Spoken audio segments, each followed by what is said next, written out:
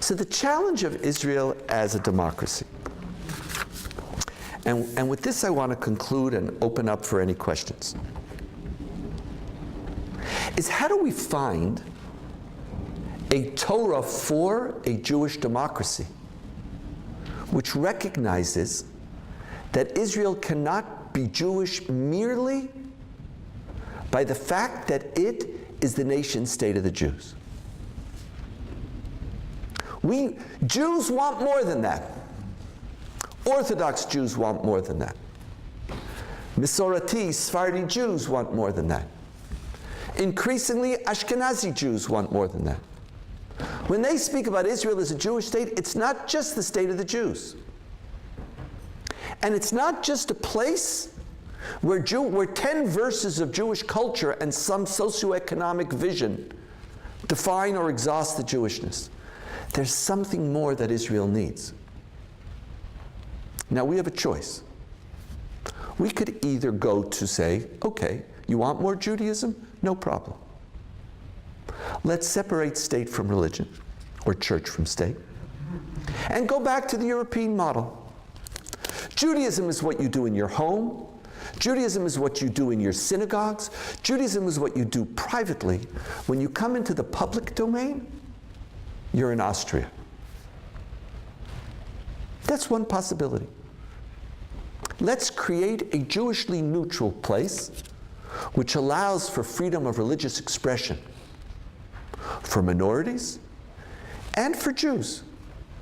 And the public sphere is completely empty on this issue, or neutral on this issue. This was the vision of the Declaration of Independence. 70 years later, however, we now are wise. And we know that that's not what the Jews are going to accept. Israel is not going to be either the United States, Canada, or Austria in the Middle East where Jews are a majority. There is something more that a significant number of Jews want.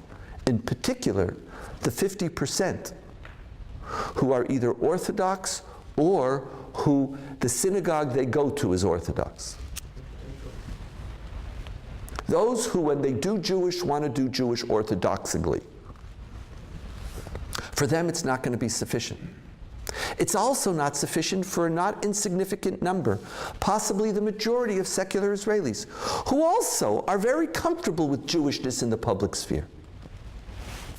But very often, they're willing for that Jewishness to be governed by whoever controls the Jewish millet. And so therefore, the model of separation is one that they're just not going to accept. So 70 years later, you don't get to do a Seinfeld do-over. Let's go back. Let's go back to some utopia that never existed. That's where we really want to be. That's not going to work for Israeli citizens, and that's not where it seems that Israelis want their Jewishness to be expressed. Israel as homeland is a place that Jewishness has to be in a public sphere in ways that a secular liberal democracy doesn't allow us. We want more than just culture. We want Jewish life and a space and a preference for our Judaism in the public sphere.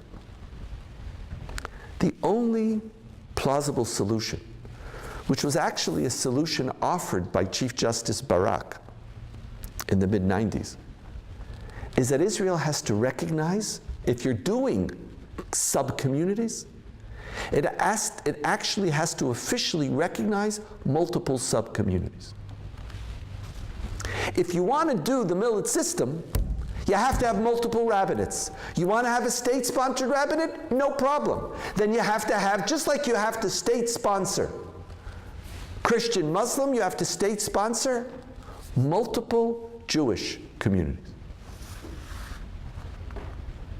Once you do that, then, just as the Declaration worries that it will foster the development of the country for the benefit of all its inhabitants, and just as the Charter of Human Rights of the United Nations, which demands equality, irrespective of religion, race, or sex, if Israel wants to think of Judaism, not in terms of a nation state, where the nation state is only Jews, Judaism is a sub-community, then it has to recognize that there cannot be one sub-community.